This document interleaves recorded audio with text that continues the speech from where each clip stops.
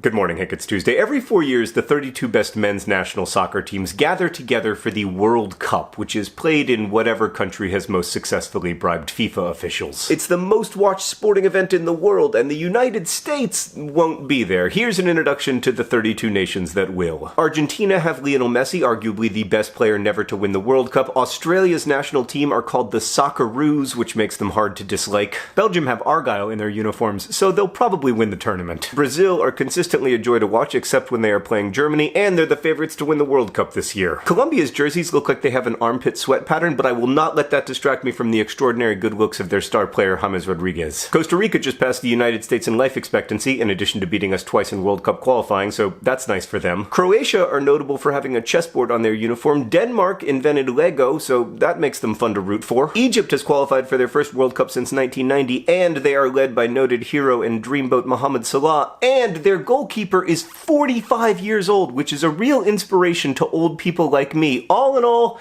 they are my adopted team for the World Cup. England, right, so the deal with England is that every World Cup, all the fans are like, our team isn't even that good, we probably won't even make the quarterfinals, and then they do make the quarterfinals, whereupon they lose, and all the fans are shocked and devastated that their national team did exactly what it always does. France's mascot is a rooster. Also, they're a trendy pick to win the World Cup this year, but they couldn't beat the United States in a friendly over the weekend, so I'm a bit dubious. Germany are very good, and they have a manager who always looks like an aging beetle trying to hail a cab. Iceland qualified for the World Cup despite having a population smaller than Wichita, Kansas. How are we not going to the World Cup? I'm sorry, that is off topic. Congratulations to Iceland, who would be a great pick for my adopted team if it weren't for my undying love for Mohamed Salah. Iran's backup goalkeeper slept on the floor of the pizza restaurant where he worked until signing a professional contract a few years ago. Almost all of Japan's players play professionally for Japanese teams, which is why it's no excuse to say MLS isn't good enough to develop World Cup level players. Mexico are obviously the best team in North America. Also, they have Rafa Marquez, who will be playing in his 5th World Cup. Morocco have a very strong defense, which they will need against Spain and Portugal. Nigeria, meanwhile, have the best kits in the tournament, and if they weren't in the hardest group, they might go far, but they are in the hardest group. Panama have qualified for their first World Cup ever, which is great, and I am totally over the fact that they beat the United States in qualifying. How do you lose to Trinidad? My friend the writer Daniel Alarcon is Peruvian, and their uniform has a sash, and they've qualified for their first World Cup since 1982, making them an excellent choice for your adopted team until and unless you look into these dreamy eyes. Poland are a good long-shot pick to go far in the tournament if their star striker Robert Lewandowski is in form. Portugal have Cristiano Ronaldo, if you're into that kind of thing. I'm sorry, I'm trying to work my way through some of my issues around Real Madrid right now. Russia's hosting the tournament, and I'm not gonna say anything else because I am genuinely scared of Vladimir Putin. Saudi Arabia are the biggest underdogs. Serbia has a defense with tons of experience, or put another way,